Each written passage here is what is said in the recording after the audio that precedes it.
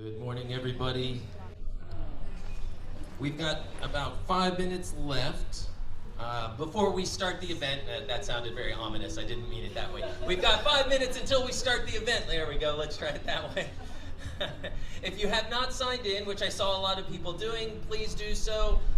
This, in part, helps us to make sure you have a really good alibi, but also helps us track your numbers so that way we can brag next year and say, well, we've had X amount of people join us for World Tai Chi and Qigong Day. So even if you're planning on staying just a little bit, I do encourage you to sign in. When we get started here in a moment, I do encourage you to fill up the space up here, except for in front of the camera. Please leave the space in front here because we are filming and broadcasting live. We're doing both on Zoom and on Facebook Live. That way those that are out of state or can't join us in person are still able to participate.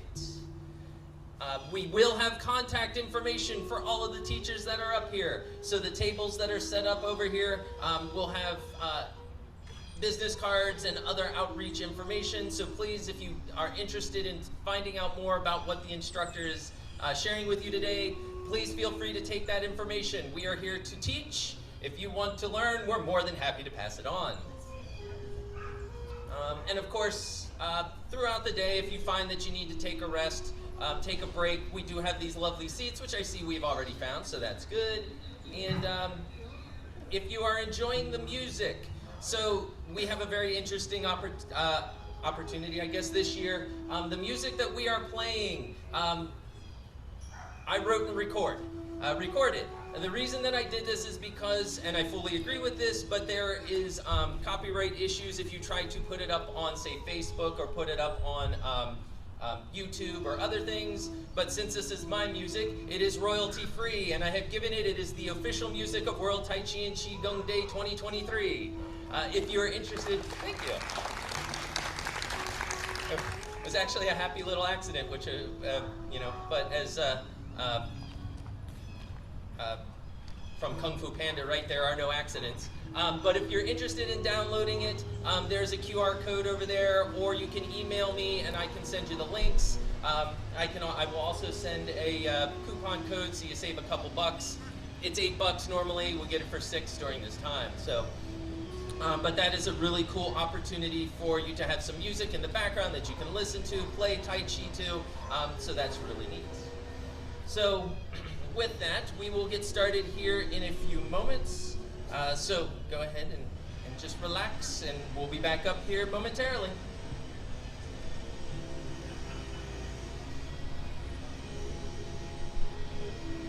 Well, let's go ahead. We're going to go ahead and get this event started. So super excited. Welcome to World Tai Chi and Qigong Day 2023.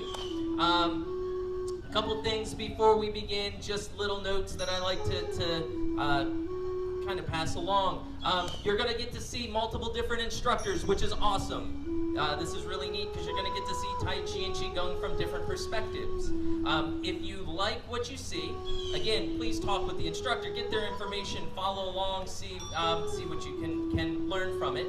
If you don't like what you see, we'll just wait 20 minutes. Another instructor is going to come up on stage, and then hopefully that'll be something that you enjoy. You know, take what you want and leave behind what you don't. That's kind of the motto with this. Of course, rule number 1, I have 3 big rules that I ask everybody to follow. Rule number 1, always be breathing. So as long as we're breathing, we're doing awesome. Rule number 2, fake it till you make it. You're going to have opportunities today to learn new things. You're probably not going to be an expert at it just yet, so fake it until you become that expert. And number 3, know what you can do, know what you can't do, know the difference. If there's a movement there that you know your body can't do, don't force your body to do it, modify it. Tai Chi will adapt to you. You don't have to force yourself into that Tai Chi mold. So, and if you forget rule number 3, go back to rule number 2. You forget rule number 2, go back to rule number 1, and you're doing perfect. Wonderful. So with that, I now encourage everybody, let's go ahead, come on out, find yourself a spot that you can play Tai Chi in.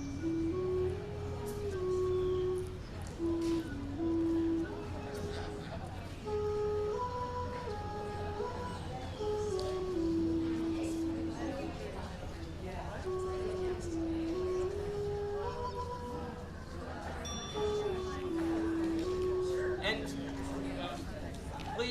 note, if you are in the gravel area, you're in an unprepared area. If you're on the concrete, that's much more stable. So if you're feeling like your balance is good, go ahead and kind of fill into the natural spaces. If you're a little bit concerned about your balance or not quite sure, stay on the concrete area.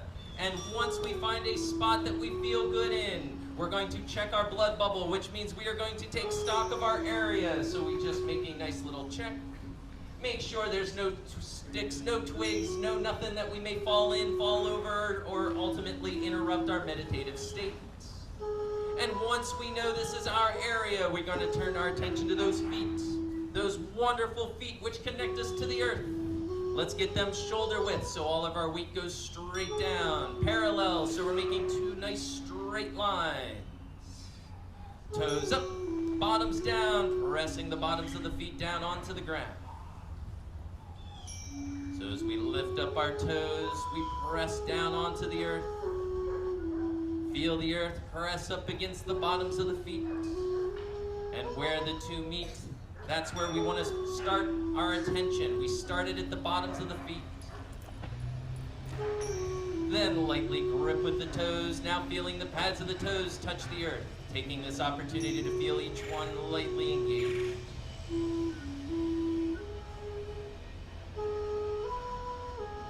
Now that we have a foundation beneath us, we're going to soften the knees. So just a little bit of a bounce. Then slowly taking that bounce away until we find that Goldilocks spot that's just right.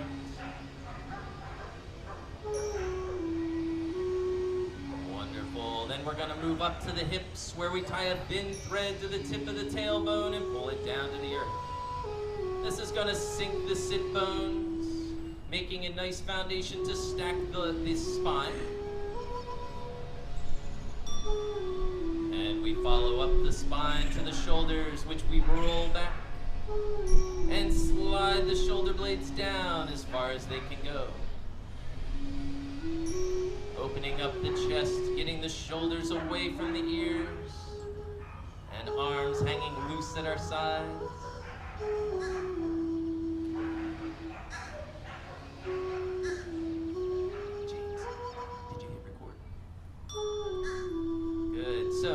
Hanging loose. And next we're going to pull chin to throat, tying another thread to the top of the head. We pull it up to the heavens.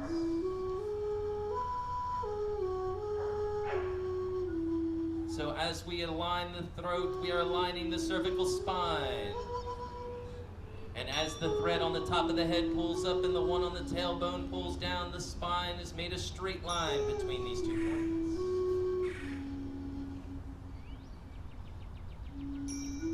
Tongue touching roof of the mouth just behind the teeth.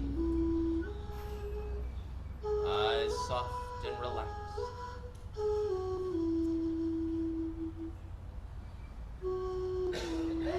So we built ourselves a nice tall structure from the earth to the heavens. Now from the heavens to the earth, let's clear away any stress, tension, or tightness we may be holding on to. To do this, we start where we tied that thread. And imagine clean, clear water washing over the head. Over the eyes, we soften the eyelids. Over the cheeks, we wash away any tension we're holding there. And through the jaw, as we wash away any stress that we're clenching onto.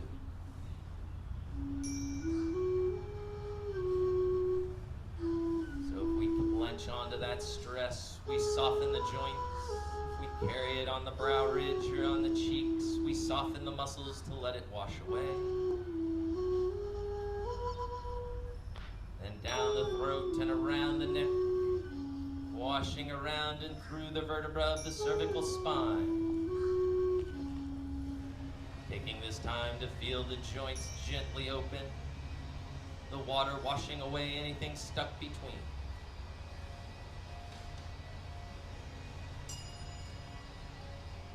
Then over the shoulders, washing away the weight of the world that we hold there. So feeling the shoulders relax as the stress from our daily life melts and washes down.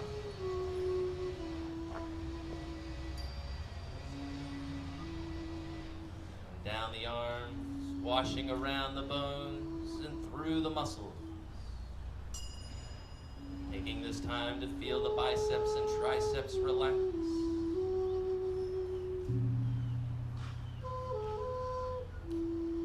Through the elbows, feeling the joints open.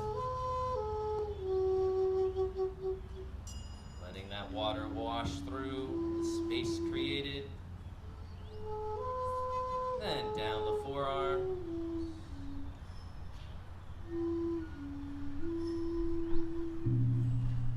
Through the wrists. So the forearms relax, the wrists gently open. And into the palms of the hands where we feel those palms fill and expand.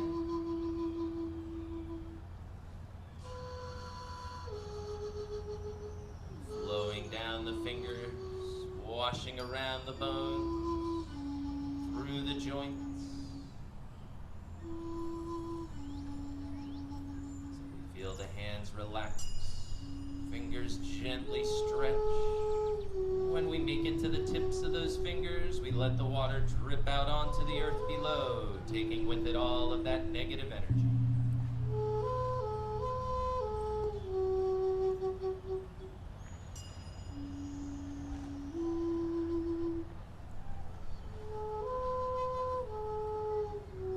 Then returning our attention back to the shoulders, where we follow the water down into the chest, into the lungs, so we can clear them out to take nice full breaths.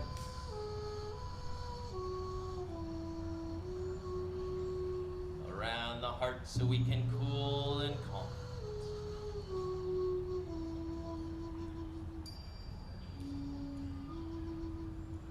Feeling our breaths get bigger and fuller. Feeling the heart rate slow.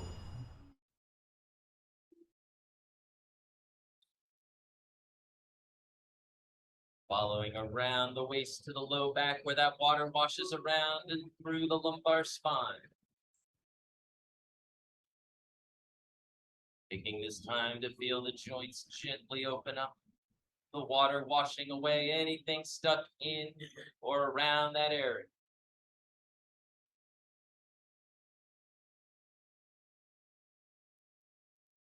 That water swirls heel to toe, inside down.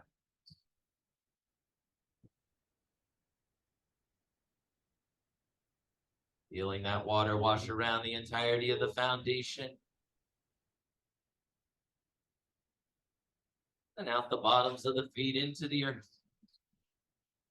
The water drains from the body. We feel that stress, tension, and tightness drain with it.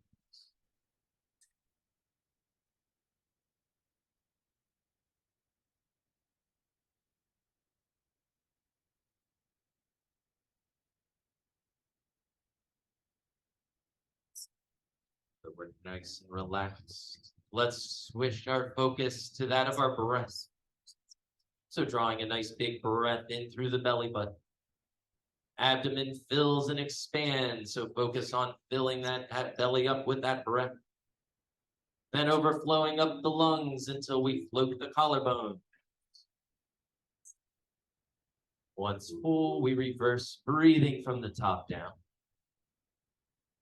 Emptying the abdomen. Have it all leave through that belly button. Repeating this cycle with a nice big breath in.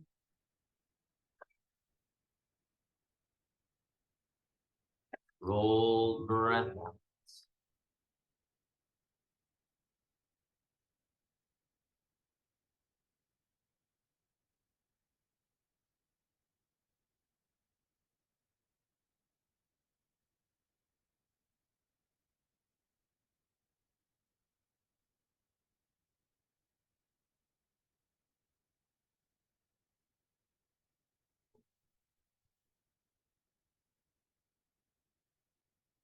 Now with our nice big breath in, we float the body, legs lifting us up.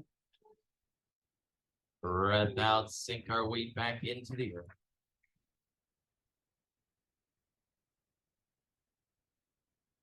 Imagine feet firmly planted in the earth, top of the head pulling to the heavens, that thread lifting us up. Then slackening that thread, sinking back to our starting. Big breath in to lift us up. Breath out, please.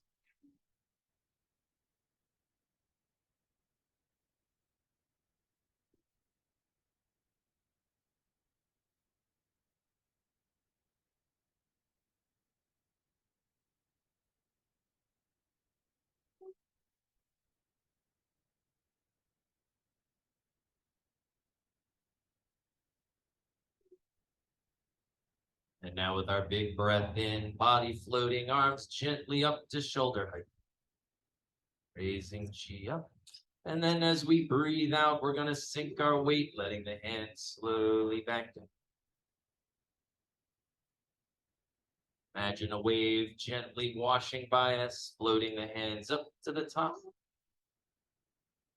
Then down into the valley behind.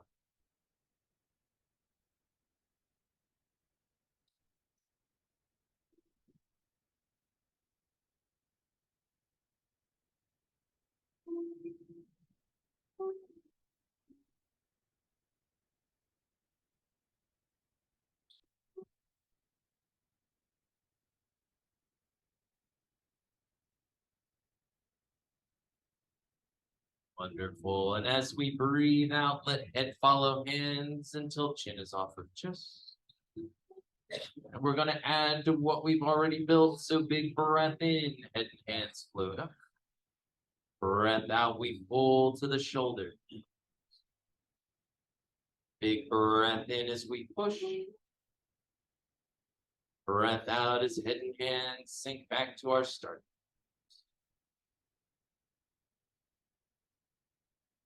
Loading the body with the inhale. Sink with the exhale. Big breath in as we push. Loading the body back up. Breath out, head and hands sinks. Body sinks. Everything returns to its starting point. And the cycle begins anew.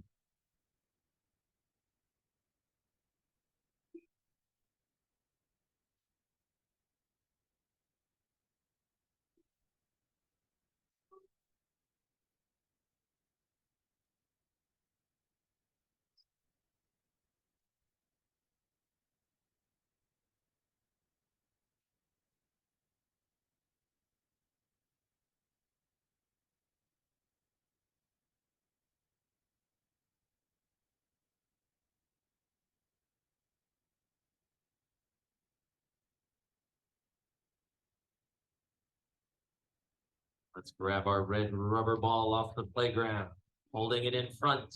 We think red rubber ball, right? Arms soft, shoulders relaxed, big breath in, the ball expands and the hands open.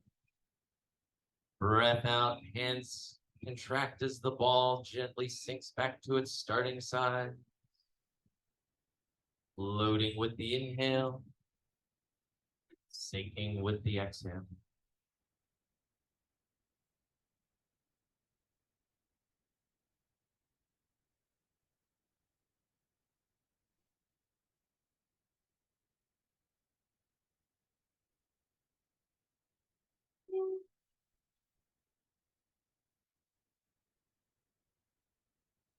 Beautiful. Now let's roll that ball over so right hand is on top, left is underneath. For those that don't practice with me, I do mirror. So yes, this is my left, but it should be your right that's on top, left hand underneath. Keeping our ball directly in front of us as if there's a dowel rod from the abdomen into that ball. We're going to gently twist to the right. Pause before the dowel rod breaks and roll the ball. Then a gentle twist to the left. Try to keep the hips facing forward, focusing the spiral from the waist up. And big breath in drives that spiraling motion. Breath out as we roll the ball. Big breath in.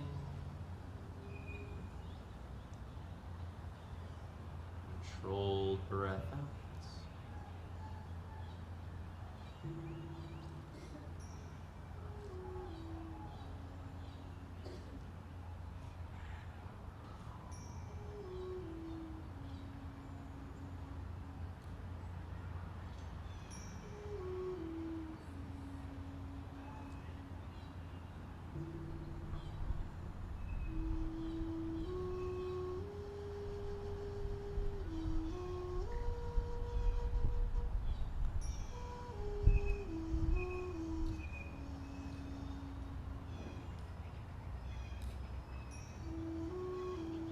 Gently back to center, back to our starting point, where we then bring our hands down to our sides, and we're going to shake it out, starting with the fingers.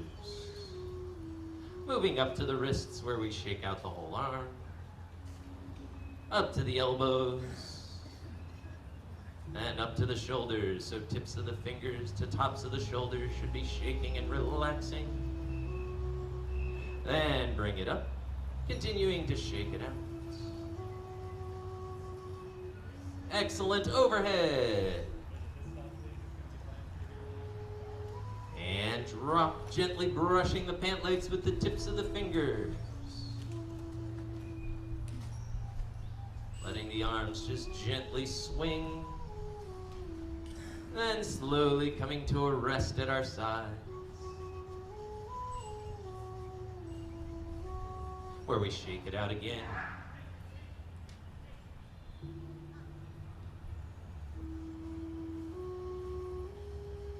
Up.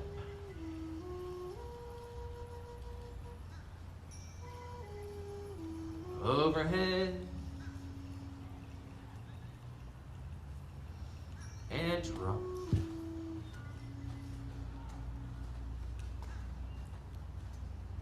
And slowly to that rest. Now for the body, let's bounce on the heels. So start with a nice big bounce. Gets the body moving, and then we make the bounce smaller, faster, turn it into a vibration. The size of the vibration is up to you. It might be bigger, it might be smaller, but the goal of the vibration is to start in the feet.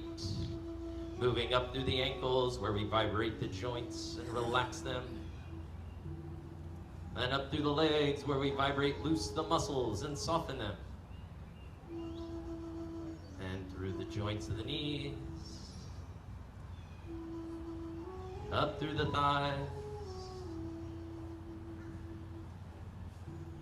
Into the hips and up the spine, working through each of the joints. And as we pass by the abdomen, let's make sure it remains relaxed.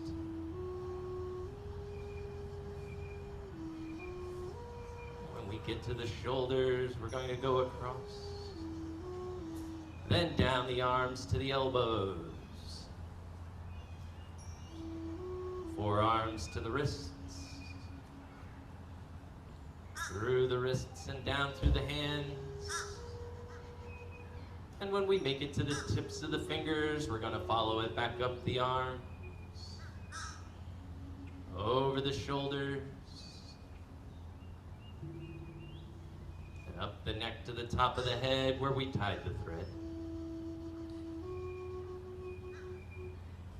And once we make it to the top of the head, we're going to slowly take the vibration out.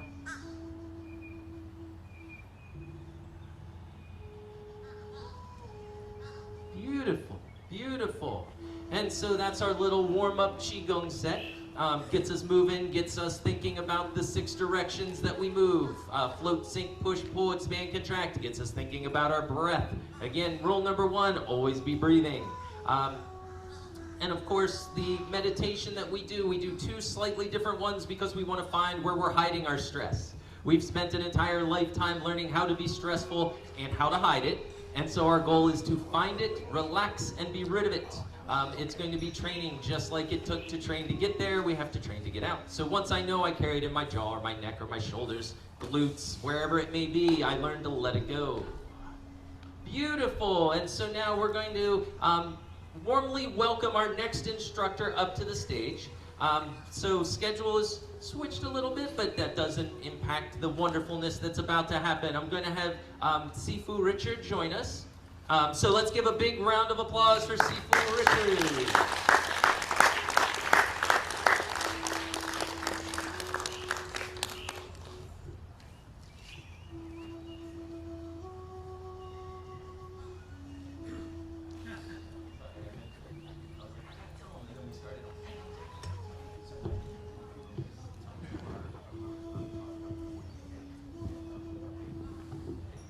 Is this right? Yep, that's perfect. I was told I look like Britney Spears, so. Not really. Hello, I'm Rich Cummings, and this is my friend and practice partner, Jack Creighton. We've been together, he tells me this morning, about 20 years. So we've been practicing in the park for 20 years. I also teach at University Tai Chi along with Park for 24 years. And I'm teaching also at Elite Health in downtown Sarasota. And this class today is kind of from the Elite Health. It's a balance thing. So we're going to work on balance. And Jack is here to help me stay on track and give me the clues so I don't have to remember 10 or 20 things this morning. So the first thing is, what is your balance? Because what we found out is if you're especially older, 65, 75 years old, it's a tremendous amount of time spent in Medicare, hospitals, falls, and everything else relating to your balance and loss of balance. So one of the first things is we're going to get in a Wu Chi position. Your feet are level, your hands are like this. Just going to stand here and relax. Now this is about feeling, not about using your mind thinking about what the trees are doing and whether the lawnmower's buzzing or whatever. Just I want you to feel. And what I really want you to feel is the flatness of the bottom of your feet. And you're sitting on your feet. Now, I want you to close your eyes for just a second. And when you do this, if you really loosen yourself, you'll feel what I call a wobble. You'll start to wobble a little forward, maybe a little back. You feel like sometimes the weight's on your front, sometimes the weight's on your back. This is the first exercise. So you do this for about 30 seconds, and you lower your hands, step away from there, and you're going to come back to this. And what you're going to do is you're going to train yourself to feel again. Because I find that most of my students never practiced Tai Chi before. They don't know what their feet are doing, or their hips are doing, or their shoulders are doing. So we're looking to feel. So we're going to get this position, close our eyes, and feel. Sink and feel. What is my feet doing? What are my knees? Don't lock your knees up. Your head is very light right now. No work is being done by your head, so it should be loose. You sit here for, we're just going to do a short time this morning, 15, 20 seconds, and relax and step away. The point is we're going to come back to this and see how fast you can get in this sinking feeling. So you close your eyes again and see can you get there quickly. Now, I've been doing this a few years, so I can get there pretty quick. You know you're there when you stop wobbling. And you just stand there, you just feel, oh, I'm solid as a tree. The only thing moving is the wind through my leaves. Okay. Okay, so the next thing we're going to do is a simple thing where we have our feet at kind of 45-degree angle. You have your hands like you're holding a tree, but your heel is up. So the one heel is up, and now you're going to just feel the weight sink into the foot that's in the back. You feel the weight through your head, through your shoulder, through your hip. About 85% of your weight is in that foot. And again, we're feeling. And you feel comfortable, you can close your eyes. Now you should feel more wobbling like I do when I close my eyes. Feel comfortable. You open your eyes and you switch. You go back to the other side. These are some drills you can do every day. 10 minutes today, 15 minutes tomorrow, but do it every day. And you'll be surprised in a couple of weeks or a couple of months even, your balance can improve. This is called the universal post. Like I'm holding a post that's been in the ground, and I'm loose. Eventually, this is beginner level 1. Eventually, universal post. Yes, so we're not there yet. That's okay. You got to start somewhere. Now loosen and come back the other side. Sit on your foot. Your left foot, your heel is up. Feel comfortable. Your shoulders aren't really working right now. You're just relaxing. Let your eyes gaze comfortably outward without looking at any one thing.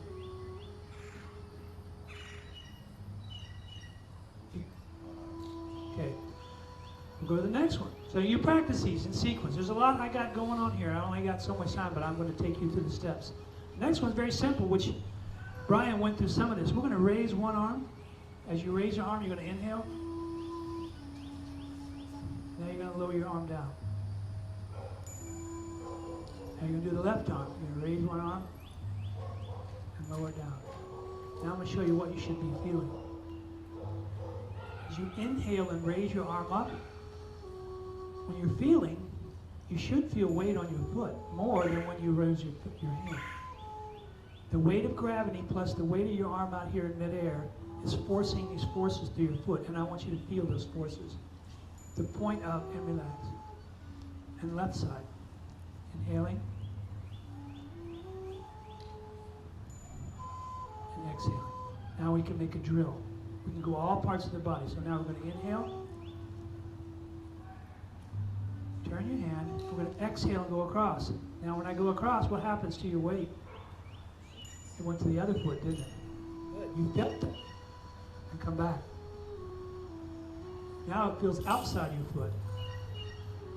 Now when you're right above your shoulder, it's all straight down. And as I go forward, it's on by my toes. So we're going to the left side. This is a 4-part breath. Inhale. Exhale. Inhale. And exhale all the way out. So every time you breathe and every time you move your hands, you're creating a different weight. And I want you to feel those movements. Because if you're losing your balance, the best way to get your balance is to practice your balance.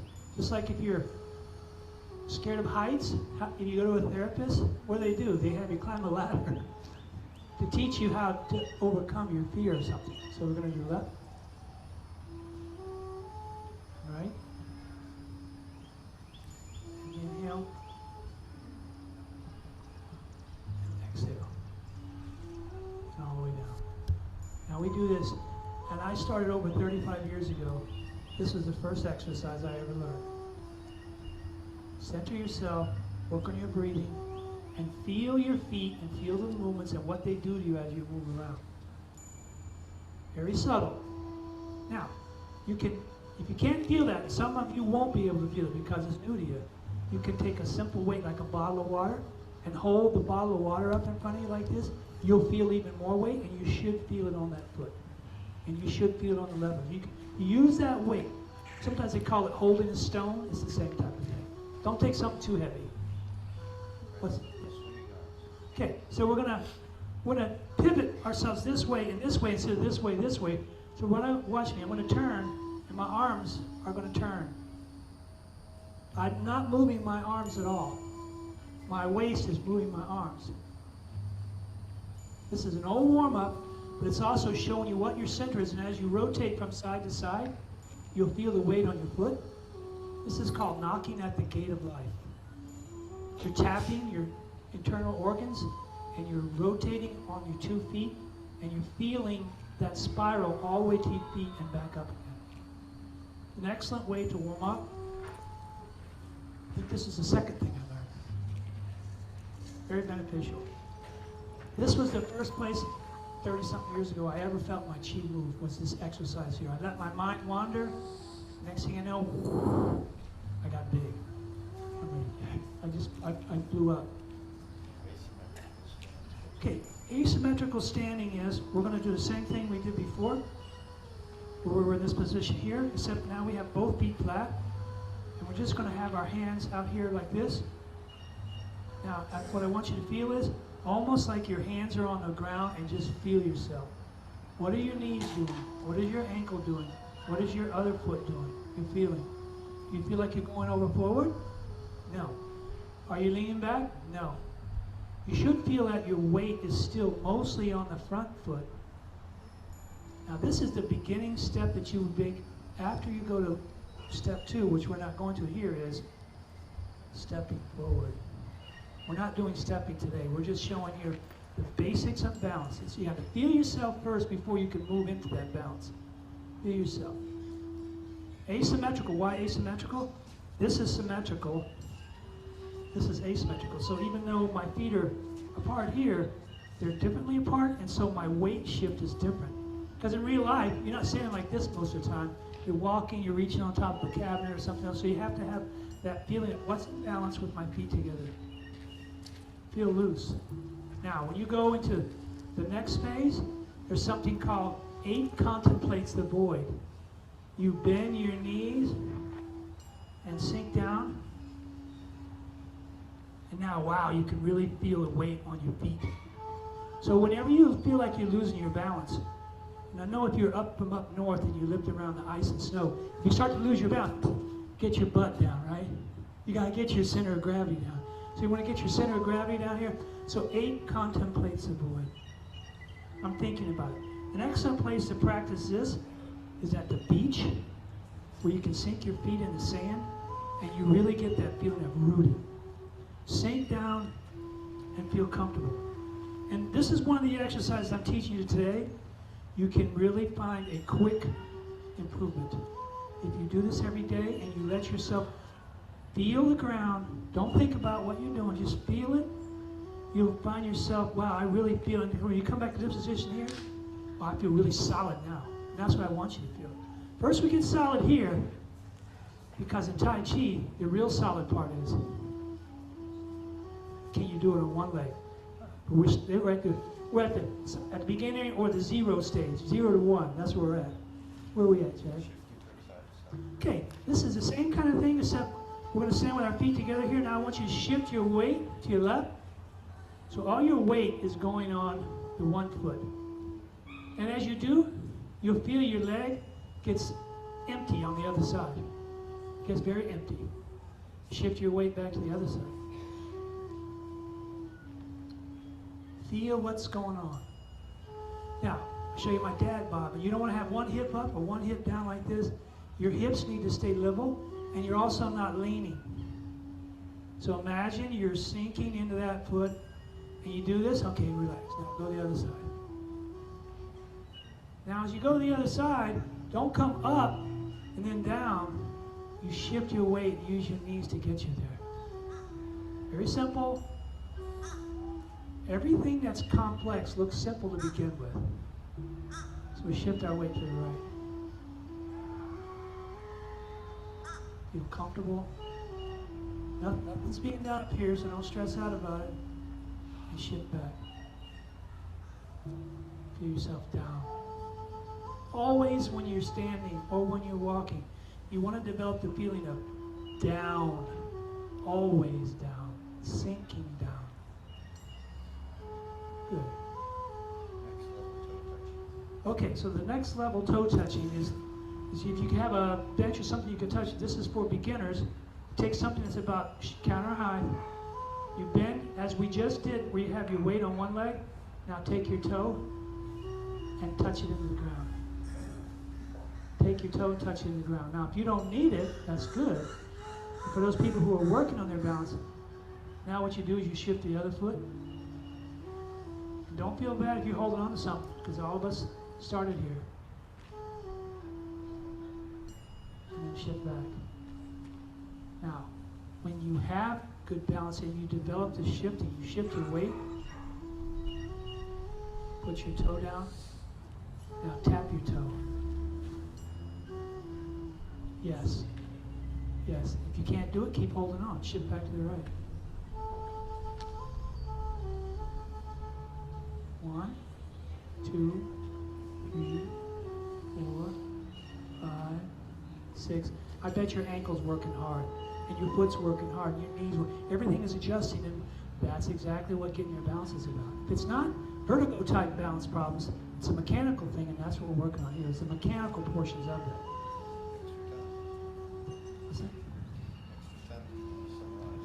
Okay, yes.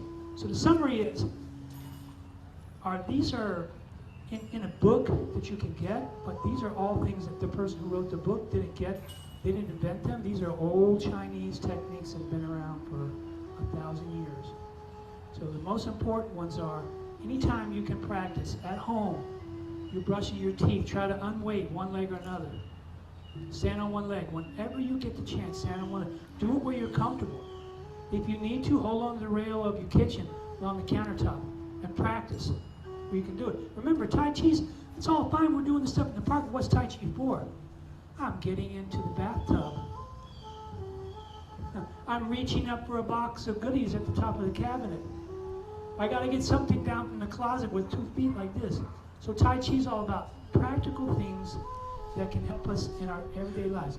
If you spend 10 or 15 minutes a day, I guarantee you, in less than a week, you'll find improvements. Shei, thank you.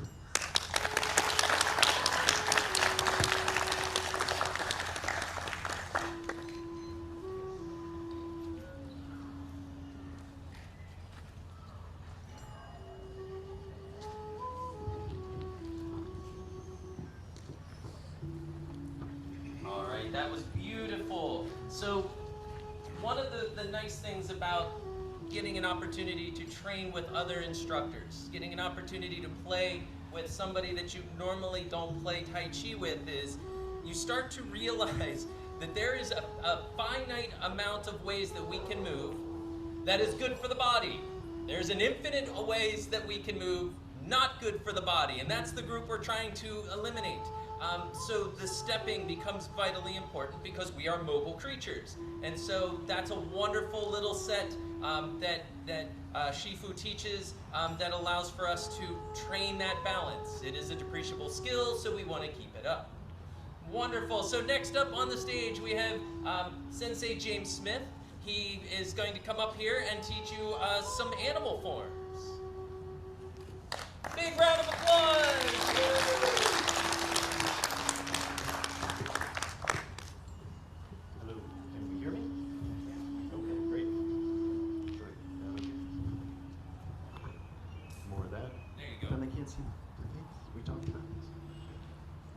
Okay, little bit of Tai Chi movement. Mostly these are taken from Jingfen, Jiafang, Kuntao. So a little bit Filipino, a little bit Chinese.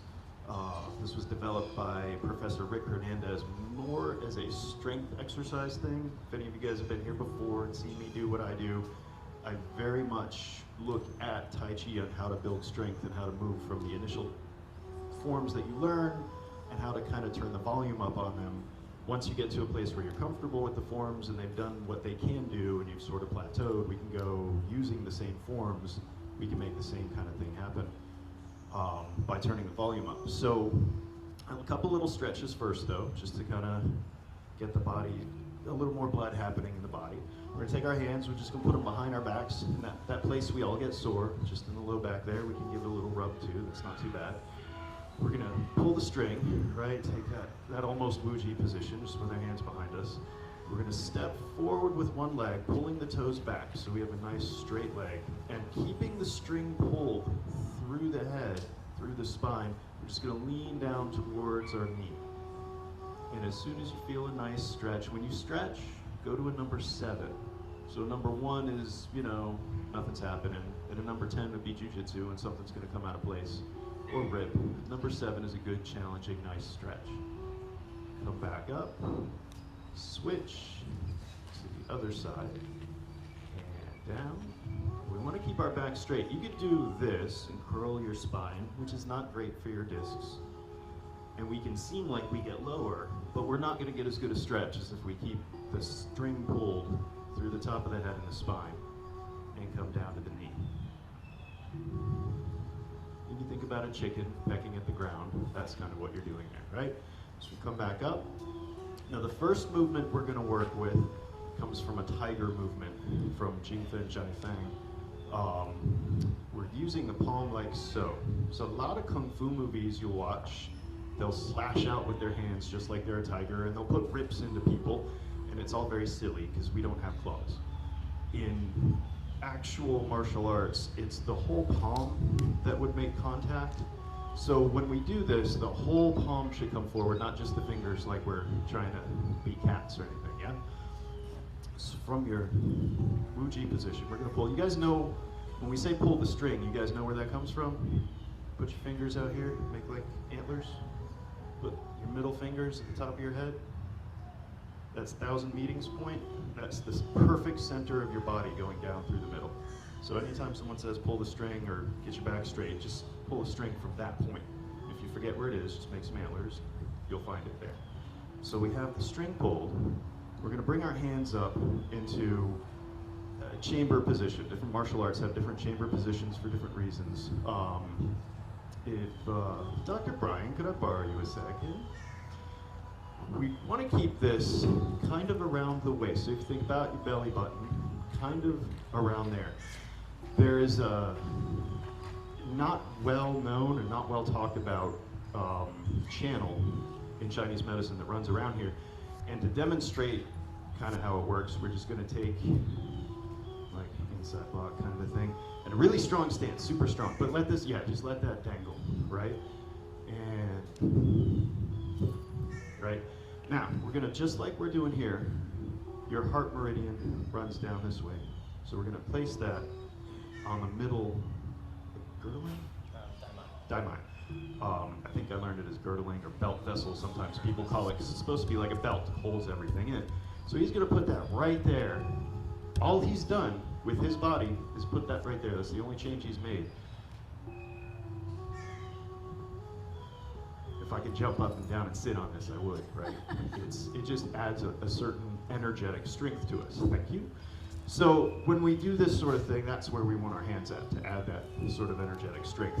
So in our wuji, in our hands in, we're going to start with the right. And what we're going to do is we're going to bring this up, and we're going to sort of claw out. So it'll be circular. So we want to think range of motion with the shoulder. Up, I'm going to give a little twist to give myself some room, and out. So it's not a straight, it's a little overhand. At the same time, with the right leg, we're going to step onto the heel, onto the toes. So the hands and the feet will stop right about here. We're going to carry the hand through, so we do a big scooping action. It's going to swing back up and into place. So let's do the right again. We're going to come stepping out. And notice the swing of the shoulders and back. So most of the movements we're going to do are going to put a little bit of twist into the core, so that helps wring things out. Forward, down, back, and in. Now the other side. Forward, down, back, and in. Right,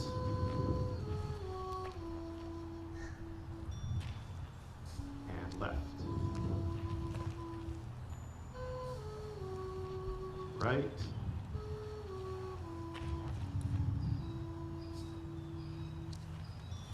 and left.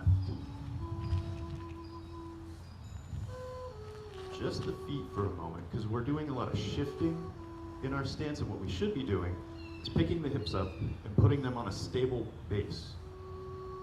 That's, walking itself is just controlled falling, right? Falling forward, foot gets in the way. I create a stable base. It's one peg at a time. We don't walk on both feet, which would be more stable, except that both feet are off the ground, so for that moment, completely unstable. So every chance at walking, we should be shifting from one side to the other. So if we take this same movement, when I pick this leg up to step, I'm going to shift over here. So this leg is completely free to step. Then I'm going to shift over here. That way, if I was moving in another direction, if I was kicking, if I was doing anything else with the other leg, that I wouldn't be kind of in between trying to pick this up with my hip sitting on it. So we step forward, we shift onto the forward. If you want to turn the volume up on this, when you step longer, you start to get a stretch. You could also turn it into kind of a lunge action if you feel like you really want to work legs today. So that step and twist and down can happen if you feel up to it, yeah? So let's just work that one more time together with the tiger. Hands here, good. Forward.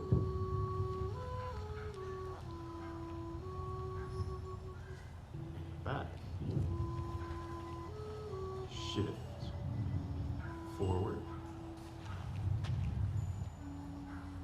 back. One more time to the right, shifting over to the left, forward, back, and once more to the left.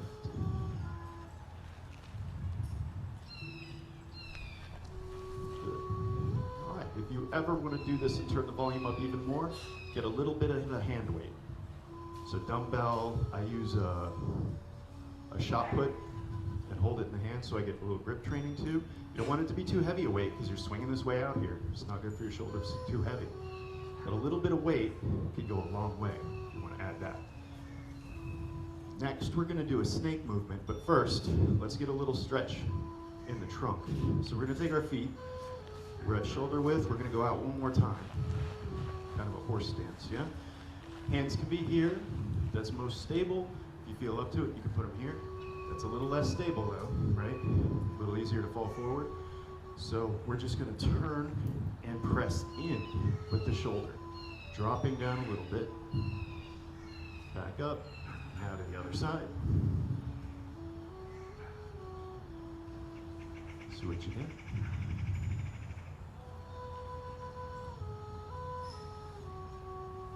Back and switch again. And one more time on the left.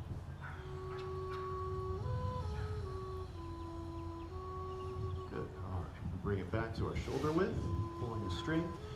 Now the snake, in different martial arts, has different applications and expressions. A lot of times it's striking, it's very quick. The hand motion will be like a head of the snake.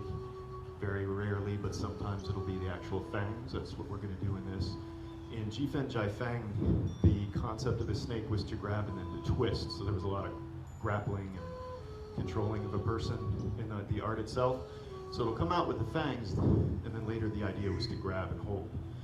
This is a big twisty motion for the trunk though. So when we start from here, we're going to step out to the left, but we're going to use the right arm. And what's going to happen is this is going to follow me up to the shoulder and drive out, twisting the body so that I'm almost turning to the back to really let this go long.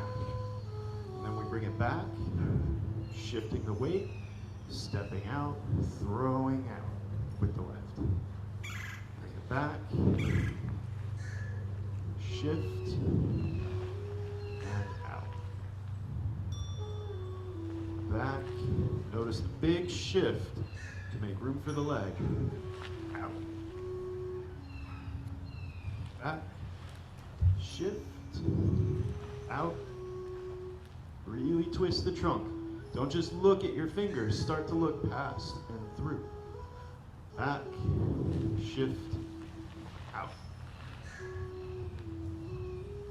Now we're going to combine this motion with a snake form you're a little bit more familiar with probably, and snake creeps down. So if I shift out and throw with the right, I'm going to bring the right back and come into snake creeps down. Then we're going to shift, shift, throw, bring it all back, shift it back to the left leg in this case, snake creeps down. Your snake can creep down as low as you're comfortable. You don't have to go through the grass. You can go through the trees if you like, that's okay. Back to your center, shift again, step or turn. I can make a big step with this, or I could just kind of turn this to throw, wherever your hips are comfortable. Down, back, I like to come to center for myself. Step out, throw, shift back, down, up, step, throw, shift back, down. When I come up, I drag the leg. That pulls me back into my shoulder width. So if I go right and left a few times, I don't actually move anywhere. If I have this line here, we can see that. So we start to the left, out, I've stepped out big, shift back, down, coming back up, Bringing this back into place, I'm on that line again. Shift the weight over, and step out, throw and twist. Pull back, snake creeps down, come up, pulling back into place. So you don't have to have a lot of room. You can also travel with this all the way across the stage if you wanted to. Just make sure you got room for it. You're not going to trip on anything there. The Jinfen Jaifeng has a monkey and it has a gorilla. We're not going to worry about gorilla because I haven't figured out how to make gorilla nice and slow in Tai Chi yet. It's very big, very heavy kind of stuff. And it's kind of, you guys already do enough of this stuff in your forms. It's like, man. But the monkey, the representation of the monkey is a very peaking action. It's like this. So to represent that, we come up, shift and turn, and this motion is going to have a squatting action to it. Wherever you're comfortable, you squat to. That said, squat often. It's the biggest pump in our body to move blood and fluid through. Anywhere the blood goes, the chi goes. So if you want your body to be healthy and well, squatting is a huge, huge movement towards making that happen. So from here, we're going to shift the weight back onto the right, pull this up and a little bit behind our head, like scratch my head a little bit. And then down, picking, and then back up. The other side, we're going to shift, come up and over. There's your picking action. Like a scoop, and back. So shift the shoulder, shift the hips, about a good twist in the torso. This helps with your range of motion too. If you have stiff shoulder and you just try to do this and it's troublesome, move your hip and your body. You'll open things up. Come out, picking, down, shift it back into place. So when you bring this back up, get another shift to turn this over. Shift the other direction, so we get a lot of twisting in the spine. Pick, back up, right, pick, back up, left, pick, back up. How are we on time, sir? A few more times, sir? Okay, because I got a leg thing we can do. We're gonna do a leg thing, okay. So we're just working on balance, so let's kind of carry on that idea. Same system, Professor Rick Hernandez does something that they call the Sikaron drills, which is a whole leg drill. It has a slightly different meaning in Filipino arts when you start to involve weapons, but the way he used it was all about legs. So from that same position, and again, just as Brian said when we first started, you go to your level. So if I'm bringing legs way up and high and you're not there, don't do that. We don't need to do all that. Wherever your legs are at is fine for you, yeah? So from that Wuji position, that nice comfortable place where we pull the spine, we're gonna twist and bring the leg with us. So notice my hips go, my leg goes with me like, oh, it's coming along, right? Comes along, and it's just the knee turning out and down. We shift the weight onto the right, then we shift back to the left to free the leg up, and as straight as you can keep the leg, we're gonna make a circle with it. So if it's just out in front, if it's up, whatever, you know? And then bring it down. Right, there you go. Shift. Now we get the left. So as the hips move, they pull the knee up and around. Shift onto the left, shift onto the right, straight leg. Shift to the left, pull the knee. Shift again, straight leg. Shift to the right, pull the knee. Shift again, big with the leg. So one more time on that. Shift and knee, up and over. Shift the knee, see these big circles that are happening? It's very good for the body. Circle. Good. Shift. Shift again. And good. Okay. And that's my time. So The one thing that I like to leave off with and like to impress upon you is, Tai Chi is wonderful where it's at, and it can always have the volume turned up when you get to a place where you've done it long enough that your body's comfortable and your body's in a place of, in weightlifting, it would be plateau, right? Like I've lifted this weight and it's not that hard anymore. So you can always find ways to challenge what you're doing, even if it's just dropping down a little bit further this time when you do a particular dropping movement, adding a tiny bit of weight to the hands, anything like that. So we can always take Tai Chi and turn it up or down as we need. I hope you guys have a wonderful day, and on to the next one. Yeah.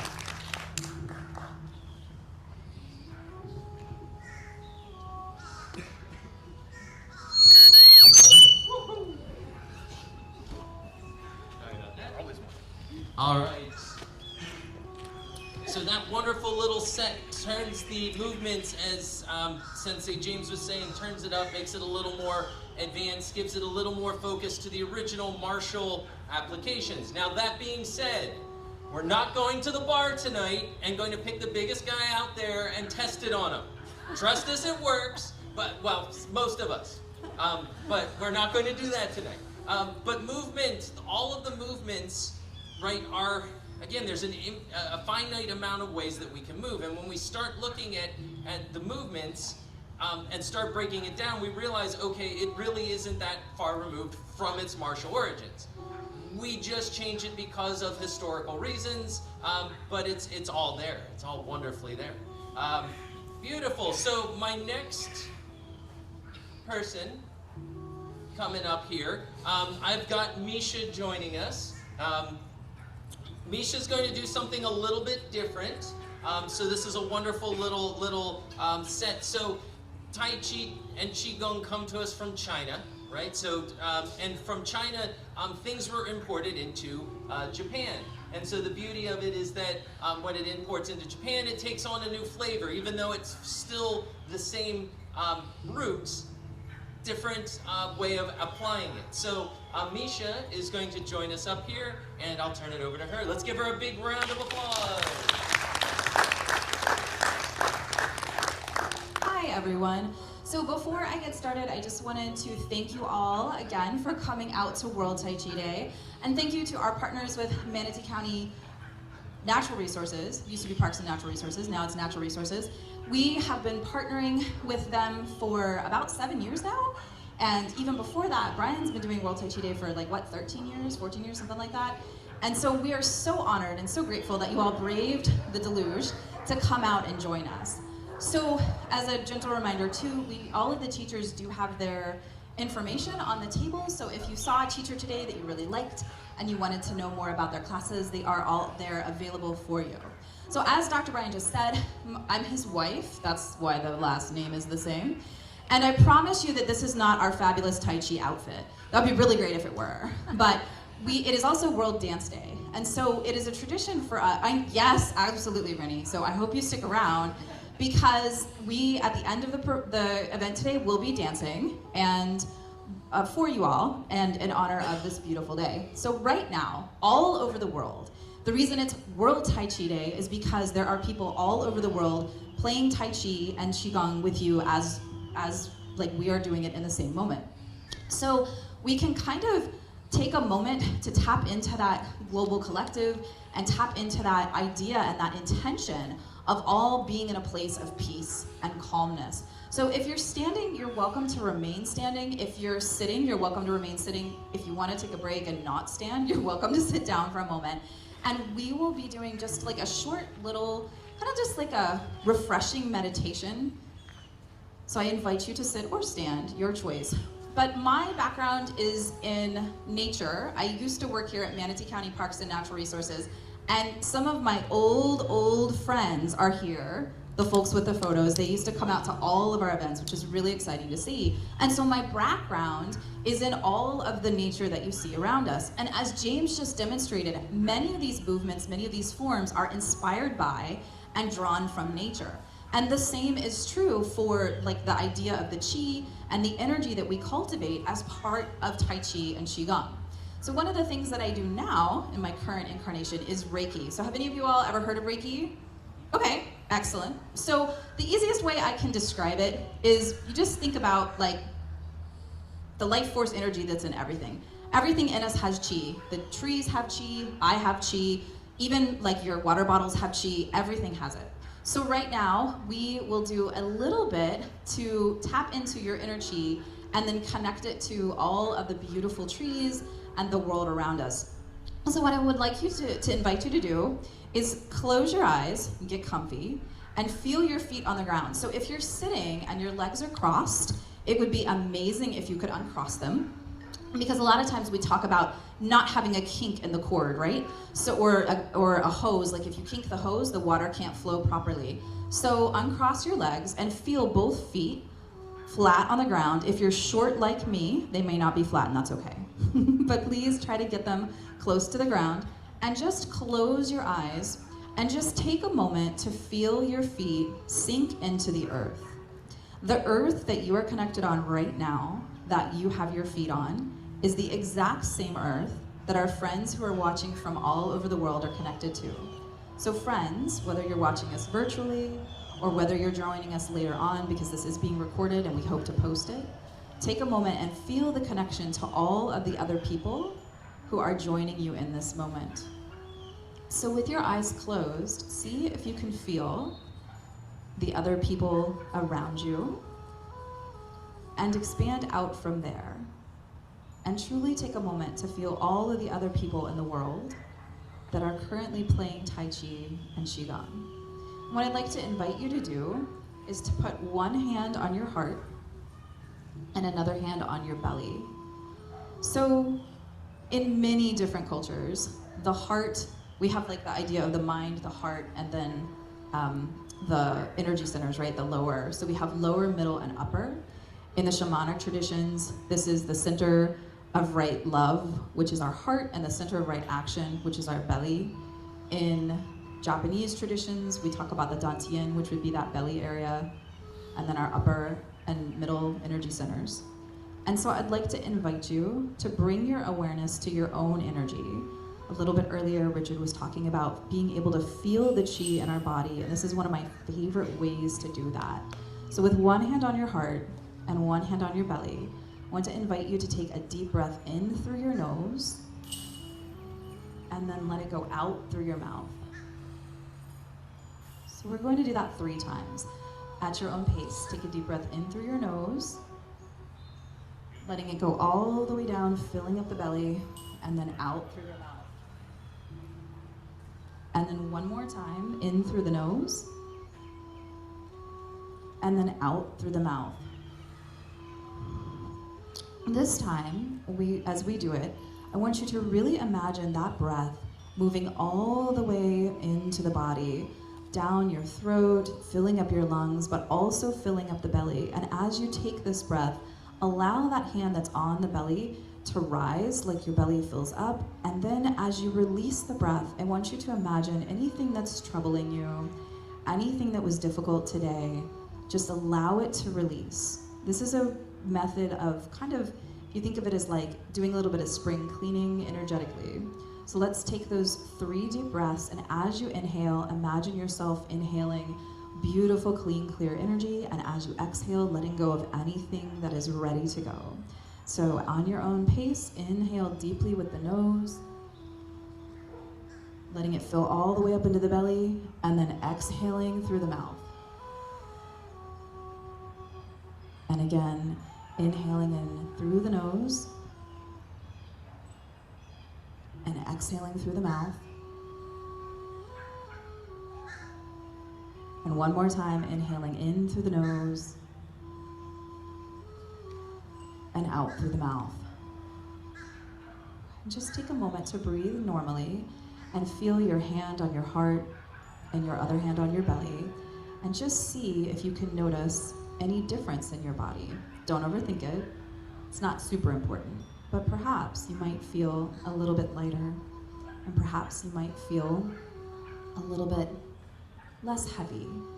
Maybe you have a little bit of tingling because you just breathe deeply, so you're extra oxygenated, or maybe you feel extra relaxed, and just enjoy that. You can do this anytime. Anytime something feels difficult or tough, you can connect back in with your breath and in with yourself. And now that we have kind of centered ourselves in our body, we're going to ground down and connect with this beautiful earth that's all around us. Wherever you're at in the world, there is something natural nearby, whether it's outside your door or your window, or maybe it's a plant you have in your house. Here at GT Bray, we have beautiful tall oaks that are shielding us from the sun, and so we will ground in to connect with them. So this time, as you take your deep breath in through your nose, I want you to feel your feet on the ground, and as you exhale, I want you to imagine roots growing out of your feet. Now I know this may seem a little silly, but just go with me.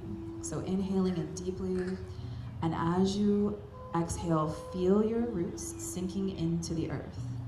We want to make sure that they're not like super shallow. We want to really connect in and really receive all the benefits of the earth and the grounding that Mama Earth has for us. So this time, as you inhale through your nose, really imagine your roots sinking in deeply. Beautiful. And then one more time to just let them spread out and really take hold. So inhaling in through the nose and exhaling, feeling yourself connected. Now as we return to breathing normal, still with your eyes closed, feel the strength and the confidence and the comfort that you receive from being deeply rooted, from being grounded, and from being connected in. And know that this is a practice that you can cultivate, that you can call upon anytime you feel like you need a moment of peace. The earth is always there for you, and you can always tap in. And I encourage you, after today, to try this outside, maybe even barefoot on the earth. It often feels even better. So just take a moment to hold that energy, and then we're gonna do one more. This time, I want you, so we're rooted and we're centered in our body, and then the last thing we're going to do is receive a little bit of that heavenly chi. So a little bit of that beautiful energy. And the beautiful thing about this is, it does not matter what you believe. It doesn't matter what denomination you are. It doesn't matter who you follow, because there's always that love out there that's available for us anytime. So as you're deeply rooted and you're centered, I want you to imagine from the top of your head, coming down to the top of your head, from the sky, a beautiful rainbow of light. Just beautiful rainbow, all the colors of the rainbow. And it's going to come down from the sky with that beautiful love into your head. And as you breathe in deeply through your nose, allow that to come into your body. It's not coming from me, this is coming from source, from whatever you believe in, all the beauty of that. And then exhale. Take another deep breath in through your nose, and as you do, feel that beautiful energy. And as you exhale, just take a moment of gratitude. And then one more time, inhaling in deeply and allowing it to come into your heart, filling up the whole body with that love. So now we are grounded, we are centered, and we are receiving that beautiful flow of energy. And now, just take a moment to soak that up. Feel how beautiful that feels. And when you're ready, imagine the rainbow just kind of going back up into the sky. Take a moment to offer gratitude. Thank you, thank you, thank you to whomever it is that you connect with, whatever you follow. Thank you, thank you, thank you for that beautiful gift of love. And thank you, thank you, thank you for the opportunity to bring in some of that beautiful heavenly chi into the body. And when you're ready, I want you to wiggle your toes a little bit, maybe shift in your seat a little bit. Feel your hands on your tummy and your back, wiggle those a little bit as well. And when you're ready, open your eyes. And thank you all for letting me share that with you.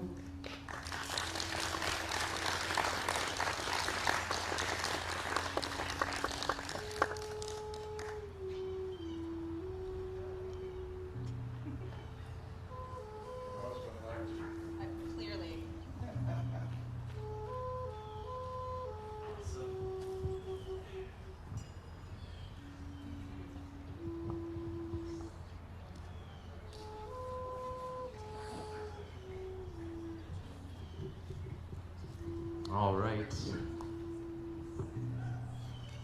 So I want to take just a moment here. I want to brag on a couple of my instructors. So you may have noticed when you came up, we have Cypress Pillar Healing Arts. Cypress Pillar Healing Arts consists of multiple different practitioners down in Sarasota, myself is included. So I'm Dr. Brian Nell. For those of you that don't know me, here's my formal introduction. I am a doctor of Oriental medicine and acupuncture physician.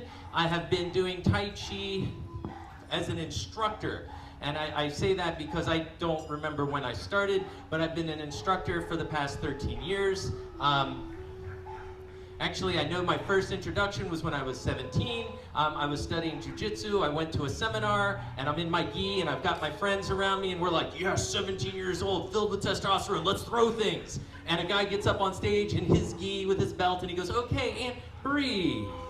And we're going, what? You know, but the important thing was the seed was planted. Many years later, I fell into it and started studying. Now, Misha, who was up here, she is one of the other persons that works at Cypress Pillar Healing Arts. She does Reiki, and Reiki comes to us from a Japanese tradition. Ki being the Japanese pronunciation of Chi, so Rei being heaven, so it's the heavenly Chi. She also studied forest bathing, which is where she pulled some of that information from. In Japan, it's this whole thing, an initiative to try to get people to go out into nature. So there's an entire curriculum based around that she has studied. And so tying all of that together made for a wonderful little moment in order to do some meditation, to be thankful for the environment that we're in. And of course, Sensei James, who is up here, you may have noticed his shirt, also says Cypress Pillar Healing Arts. He is our massage therapist. He is, again, a sensei in Shinto Yoshin Jiu-Jitsu Kai. And teaches multiple different styles, as well as studied Tai Chi under the same instructor that I studied, so that's a really neat connection. So I thought for my little section today, we would play with the Ba Zhenju Qigong. So Ba meaning 8, Zhenju meaning pearls, and of course Qigong, energy work or breath work. Now there are several different ways that we can play with this. And you may notice on the table over there we have Tai Chi rulers, which are these beautifully turned rulers that I made. If anybody's interested, talk to me at the end and we can do some custom. So we can play with these Tai Chi, and there's a couple practitioners out here that have some rulers, so you may see them. But the goal of the rulers, with the rulers, or without the rulers, if we don't happen to have one yet, is to connect the palms of the hands together. So being an acupuncture physician, I like to pull in some of the acupuncture components because it's all connected. In traditional Chinese medicine, Tai Chi and Qigong practices are part of the healing arts. So in the center of the palm of the hand, if we roll our middle finger down, that is our Lao Gong point. So do your best Spider-Man impression, right? Or Doctor Strange if you prefer. And where the middle finger touches between the metacarpal there, that is our Lao Gong, that is pericardium 8. Now that translates to mean palace of toil. And so this is the energetic point that we would use to interact with the world. Now, if you ever bonked your head, right, what is your first response? Cursing. The second response, you know, rub it. And the reason for that is we are using that energetic point to stimulate the healing. So that's a neat little way that we can say, oh, well, here's something that we have that we can go ahead and connect. So we're going to play a little bit with the Ba Zhenju Qigong. The whole time, our palms are going to be facing one another. If we find a point that our palm has wandered off, just bring it back, which is where the Tai Chi rulers come in really handy, because this means I can't let my hand wander off or I risk dropping it. So at this point, I do encourage you, if you want to stand, come on out and find yourself a spot. If you want to stay seated, it works all the same. So this I leave up to you. Should you wish to stand, should you wish to sit? If you are, regardless, standing or sitting, we want both feet firmly planted on the ground. So the palms of the hands have a counterpart on the bottoms of the feet called the bubbling wellspring, the Yongquan. And so this is the point that we want to connect to the earth. If you are sitting, just keep your feet parallel to each other, about shoulder width. If you're standing, we're going to do something a little bit different where we're going to kick the heels out just a little bit. So the heels are kicked out, meaning the toes are going to point somewhere in front of us. The knees will follow. So where the toes go, the knee follows. We're going to sink our weight and relax. I specifically state that because I know how hard it is to relax. So we want to relax the body. And we're going to open, floating up, grabbing our ball or holding our ruler in between the palms of the hands. And then we're going to bring it down in front. Beautiful. So the first thing I want to do is become accustomed to holding the hands in this position. So I'm going to meditate on this for 5 big breaths. I'm going to feel the palms pointing towards one another. I'm going to imagine holding a pearl. So the pearl, right? What color do you see in your mind's eye? What texture do you feel with the hands? How heavy does it weigh? Give it definition as we focus on our big breath in. Breath out.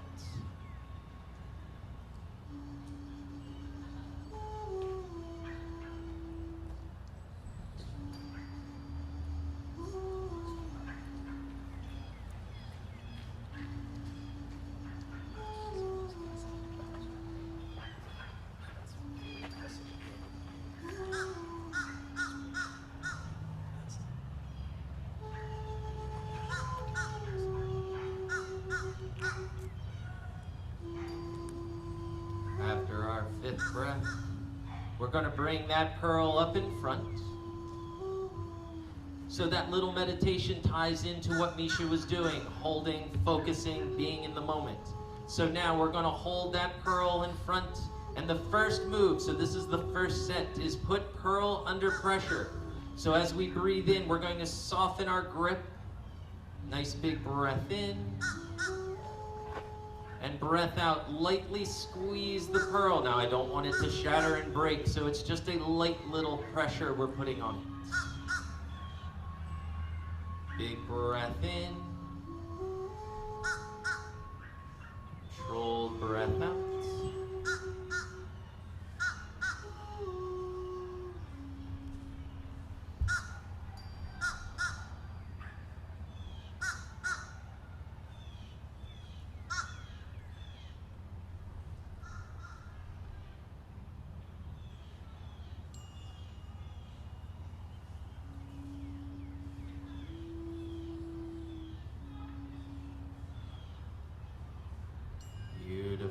Now for set number 2, we're going to bring the hands down in front, switching our stance back to parallel. So by switching that stance, that affords us the ability to add in a float and sink. This form is one that builds off of the movements prior, off of the ideas prior. It's constantly going to add and put a little bit more to it. So for the next set, it's pearl rolls in the waves. So here we're going to draw in a nice big breath as the pearl rolls up. The wave crests and washes up onto the beach, rolling the pearl up. And then as we breathe out, the pearl recedes back into the ocean, following the waves back to their starting point. Then big breath in, we float the body. Breath out as we sink.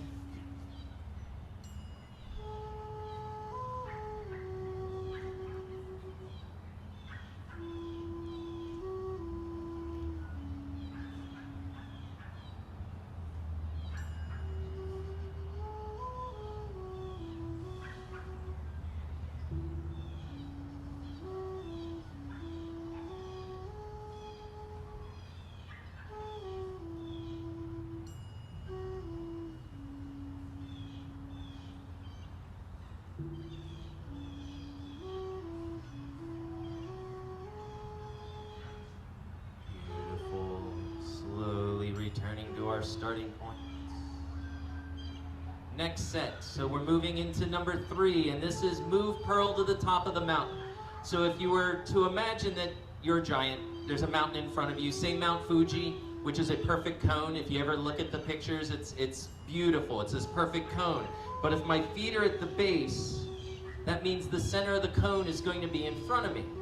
So the next move is move pearl to the top of the mountain. So we're going to start from our center. We're going to breathe in, lifting our pearl up to shoulder height, then bringing it forward to set it into the caldera.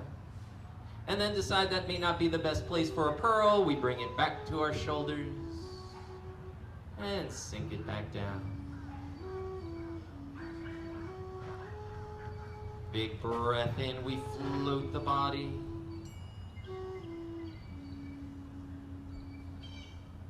Breath out, we sink the weight.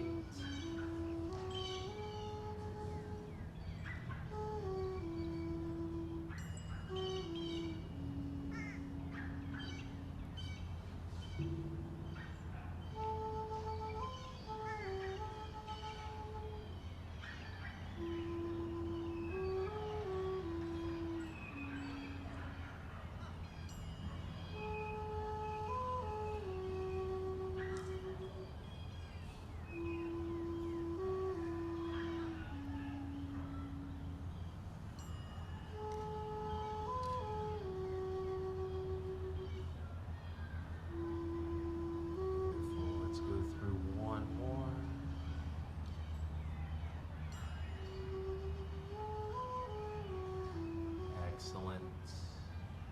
Now number four. Number four is polish the pearl to mirror the sun.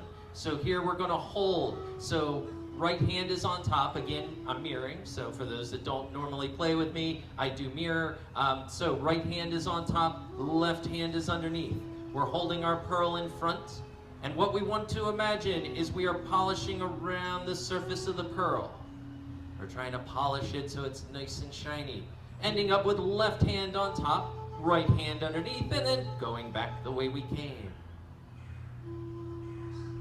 Beautiful. Now if you have the ruler, it's going to be smaller. If you don't have a ruler, feel free to make it big. Make a nice big circle as we bring it around with our breath in.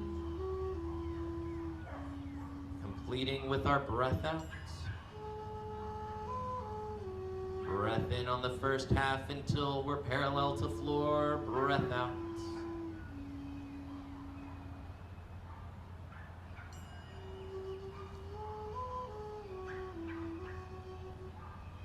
Float with the inhale. Sink with the exhale.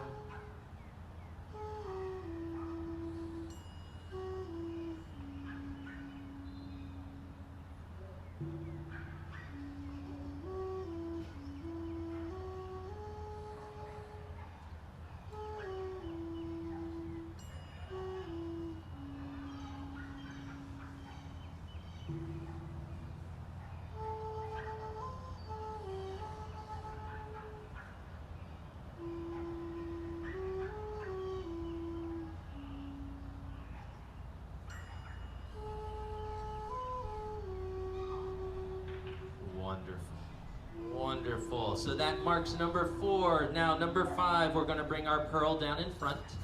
We're going to open our stance up a little wider. So feet stay parallel, knees over the feet. This is Mabu, horse stance, Mabu. Now with this one, we're going to sink down, but only as far as is comfortable. So if you're going, no, this is too low, then it's too low. We don't have to go. But sink down as far as you want. Pearl is starting in front of us. And this is set is present pearl to the heavens. So we're going to lift the body, lift the pearl up, and show it off up above us. Wonderful. And then slowly back down because I don't want to risk dropping it. I want to keep it nice and safe as I sink down. Keep the back straight, lifting with the legs as we breathe in. And sinking back down as we breathe out.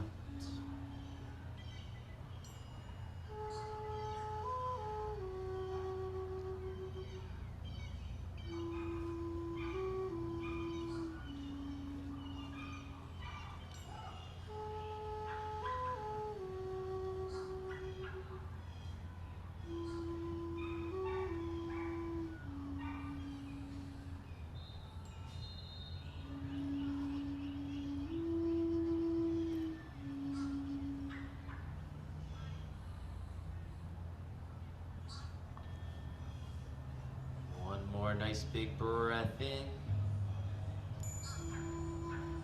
Breath out, sinking back to where we began. Beautiful, and let's turn those toes out. So now we're opening up our stance a little bit. This will open up the hips. And there's two components to this. The first one, if you're seated, don't worry about it. If you're standing, we're just going to slide our weight a little bit to the right. Now, I don't want my knee to cover my foot with this particular movement. So if I slide and look down, I should see the top of my toes. If the top of the toes disappear behind the knee, slide it back a little bit. Then we'll slide to the left. And then we'll slide to the right. Everybody clap your hands now. And then back to center. So here now we're going to hold our pearl once more. Right hand on top, left hand underneath. We're holding our pearl in front. The opening set, if we remember back when we did that little set where we were spiraling, that's what we're going to incorporate here. Now if you're seated, the spiral is actually easier because your sit bones are planted firmly on the chair, which means you get a better rotation. If you're standing, pay close attention not to let it get away from you. It is very easy to do. So, paying close attention, we're going to slide our weight, push with the right elbow, spiraling the body, then pause and roll the pearl over. Slide, spiral, and roll. Breath in for the first two movements. Breath out for the third. This set is Pearl Dances in the Wind. So imagine a little wind creating a dust devil, the pearl just gently sliding around inside. That spiraling cone.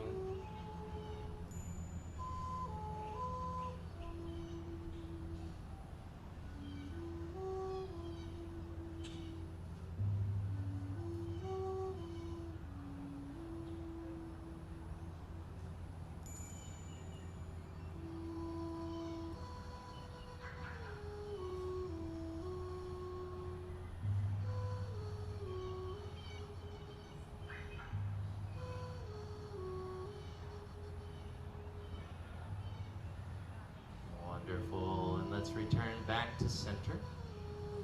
Back to our starting point. Excellent, now right toes, we're going to turn facing into GT Brave Park. Back foot somewhere between 90 and 45. So we're in our gungbu, bow stance. I take it to mean bow the legs, so we don't want sharp angles, we don't want locked, we want a nice bow shape to the legs. Left hand is going to be behind, right hand in front. And we're going to start at the shoulder. And this is Phoenix Covet's Pearl. So imagine those arms are big, beautiful phoenix wings that are going to push the pearl forward. Then we're going to slide our weight into our left foot. Scoop, making a nice big spiral back to the shoulder where we then center our weight. Pushing the pearl forward. And scoop. Beautiful, nice big breath in. Controlled breath out.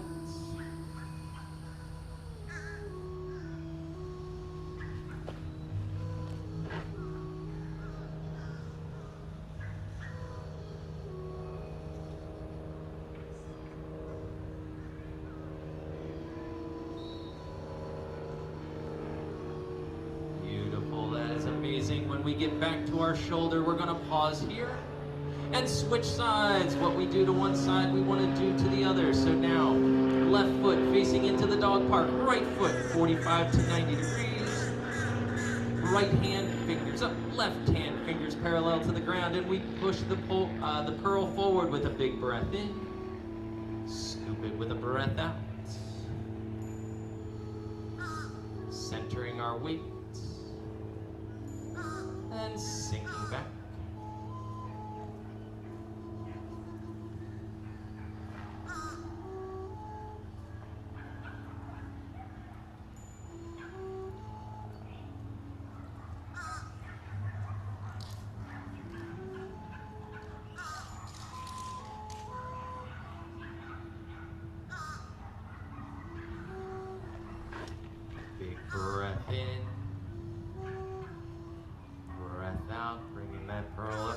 shoulder, and pause. Wonderful, and into our last form. So Phoenix Covets Pearl. Next we're going into Dragon Plays with Pearl. So we're going to put all of our weight into our left foot, right foot, empty step, jubu. So jubu, empty. So we're just lightly touching with the toes. Our pearl is going to be held off of our left hip. So imagine, I'm guilty of this, right? Groceries, all come in one trip or don't come in at all, right? So I come in and I've got all of my groceries, and then I realize, oh, I also need my keys. So this is where I would normally put it on that hip, where I fish for my keys, then to this hip, fish for my keys. Where I'm going with this is, imagine your pearl is like that bag of groceries, hold it off of that hip, right? Beautiful, yes. Now we're going to step into our gongbu. So we're gonna step out at a 45, centering our weight. Then a nice big circle as that dragon plays with the pearl, bringing it in front, around to that hip, and back to center. And we repeat with a big breath in until that pearl gets in front of the heart. Breath out as it returns. Nice and slow.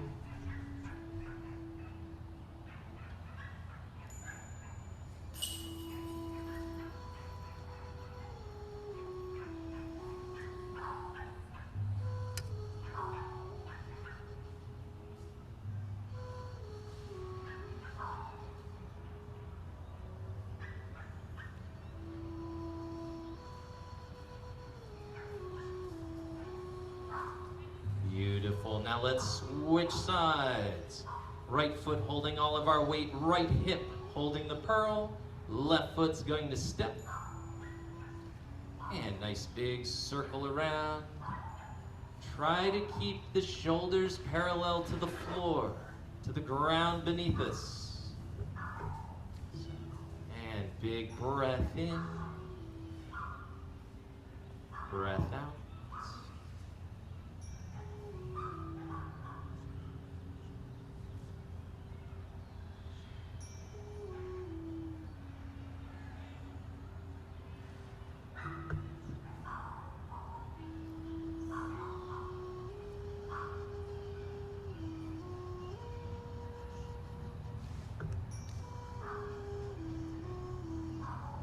Nice big breath in.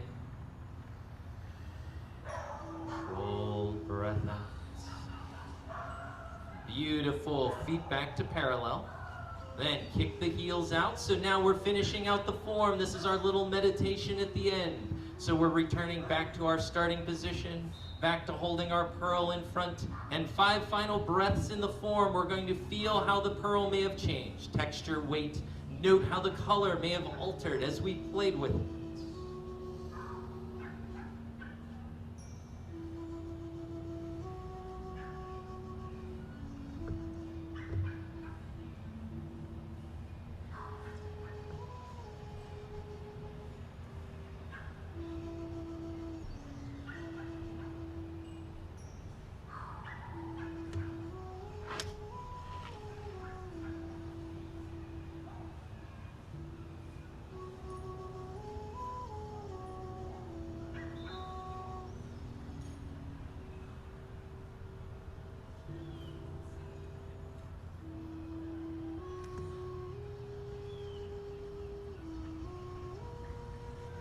Of our 5th breath, we're going to put our pearl away.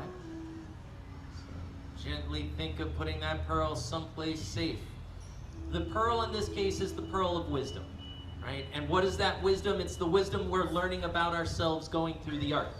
And so we don't want to lose that pearl, or we're going to have to restart back at the beginning. So we think of that pearl of wisdom that we've been playing with. Okay, I learned how to do this, and I learned how to refine that, and I become more enlightened about the other thing.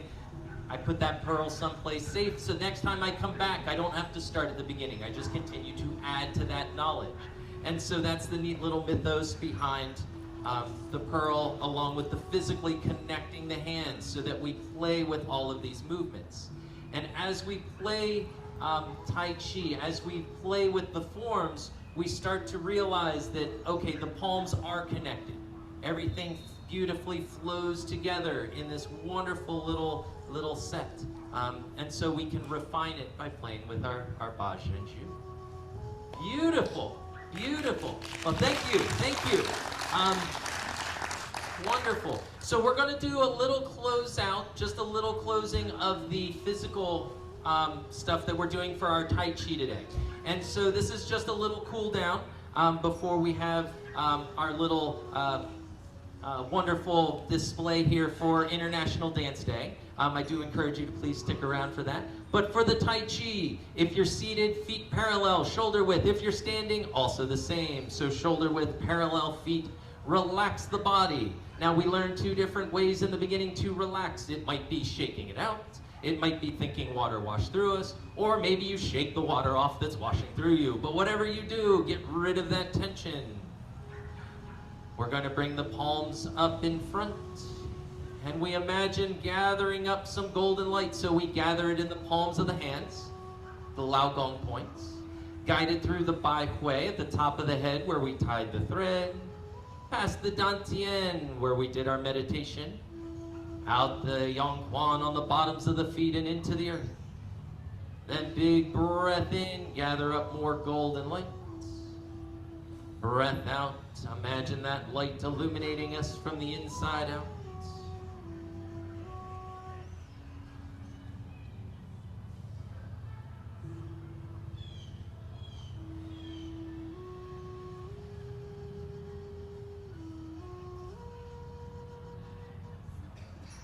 Beautiful. Now making a scoop of clean, clear water.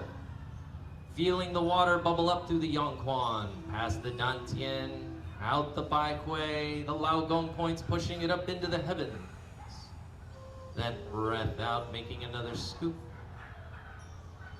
Breath in. Feeling the cool, calming waters wash through it.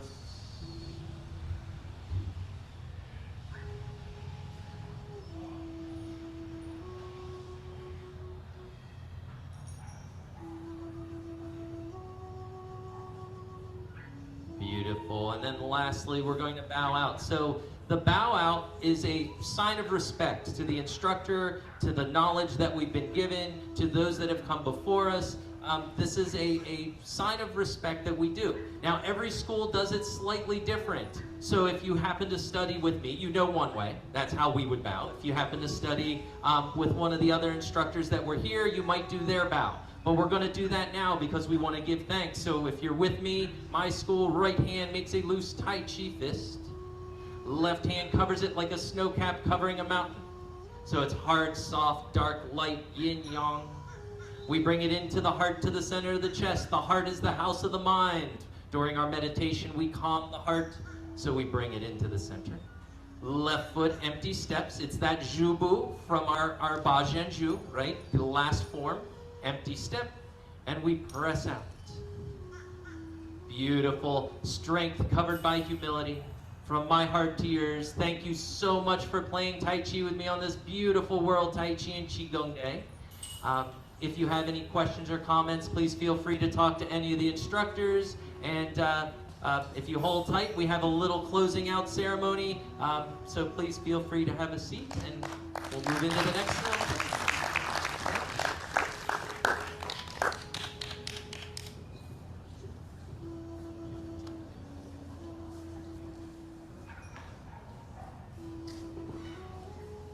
Everyone, thank you all again for joining us for World Tai Chi Day.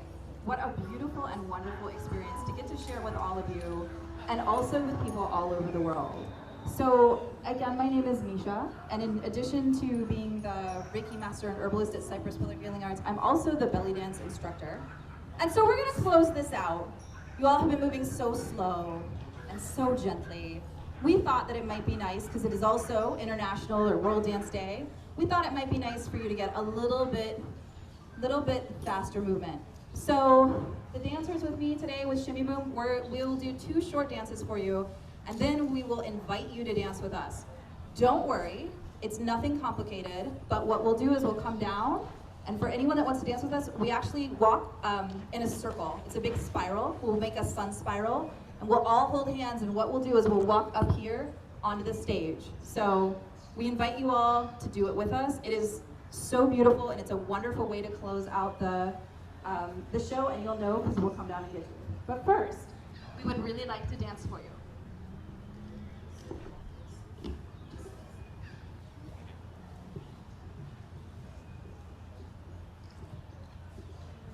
Oh, also, I should probably tell you that this is not choreographed, so everything you're about to see is improvisational.